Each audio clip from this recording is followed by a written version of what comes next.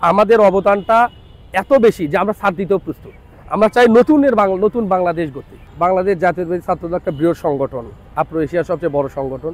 এই সংগঠনে কিছু ছেলেবেলে সে বিশৃঙ্খলা করতেই পারে, এটা হতেই পারে।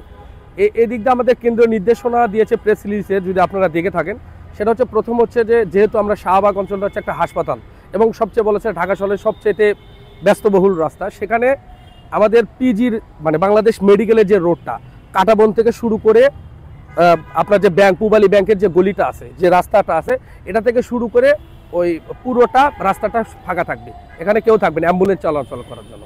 এবং আমাদের প্রত্যেকটা টিম করে দেওয়া আছে কেন্দ্রীয় সংসদের প্রত্যেকটা নেতাকর্মীকে, জেলা বলেন, ঢাকার বিভিন্ন ইউনিট বলেন, মেডিকেল বলেন, সারা বাংলাদেশের প্রত্যেকটা সেন্ট্রাল নেতাকে ভাগ করে দেওয়া হয়েছে। এবং এর মধ্যে আরেকটা ইউনিট করে দেওয়া হয়েছে, সেটা হচ্ছে মেডিকেল ইউনিট। মেডিকেল টিম করে দেওয়া আছে 5টা এবং অ্যাম্বুলেন্স সেবার জন্য করে দেওয়া আছে আর 5টা টিম। এবং এই সবগুলোকে মনিটর করার জন্য আমাদের সেন্ট্রাল আছে, সাবেক নেতারা থাকবেন, তারা স্বেচ্ছাসেবক হিসেবে কাজ করবেন এবং কোনো ধরনের বিশৃঙ্খলা যাতে না হয় এজন্য আমাদের স্বেচ্ছাসেবক সবসময় প্রস্তুত আছে।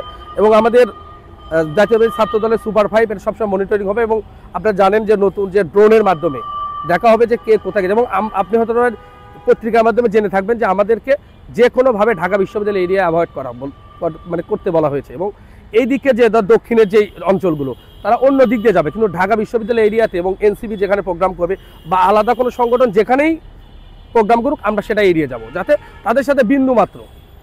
এবং আপনারা দেখে থাকবেন যে একটা সংবাদ সম্মেলন হয়েছিল আমাদেরকে এনসিবিকে, যখন আমরা শহীদ মিনারটা ছেড়ে দিয়েছি, তখন আমাদের সভাপতি বলেছিলেন যে আমরা ফুলের বদলে কাঁটা নিলাম এবং কোনো উস্কানিতে আমরা পা দেবো না। অর্থাৎ আপনি এটুকু শিওর থাকেন যে আগামীকালের প্রোগ্রামে কোনো বিশৃঙ্খলা হবে না এবং আমরা শান্তির বার্তা বয়ে দেবো। মানে ব্যাপার হচ্ছে, জুলাই গণ অভ্যুত্থানটা সারা বাংলাদেশে আপামর জনতার। এখানে ছাত্ররা যেমন জীবন দিয়েছেন, শ্রমিক বলেন, কুমার বলেন, মহিলা বলেন, শিশু বলেন, সবার কিন্তু অবদান আছে।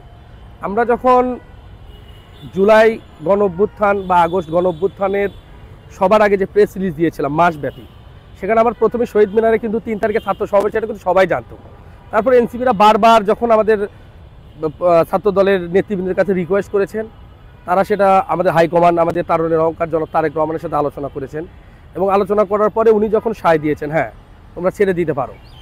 এখন ধরেন জুলাইটা তো কারো একক না, তারাও জুলাইয়ের অবদান তাদেরও আছে, কিন্তু তারা এটা স্বীকার করতে চায় না। আপনারা দেখবেন যে কোনো জায়গায় তারা শুধু মাস্টার মাইন্ড হতে চায়।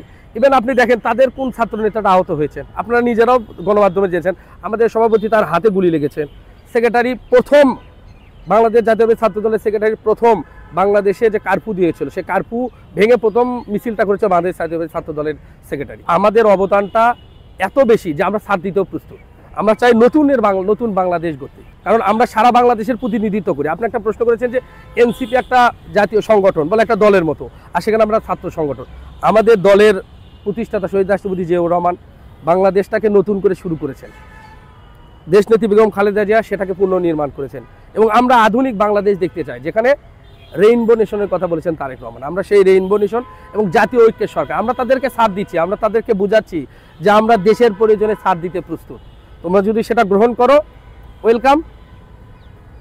সবসময় তাদের জন্য শুভকামনা থাকবে, কারণ আমরা চাই বাংলাদেশটা সুন্দর বাংলাদেশ হোক।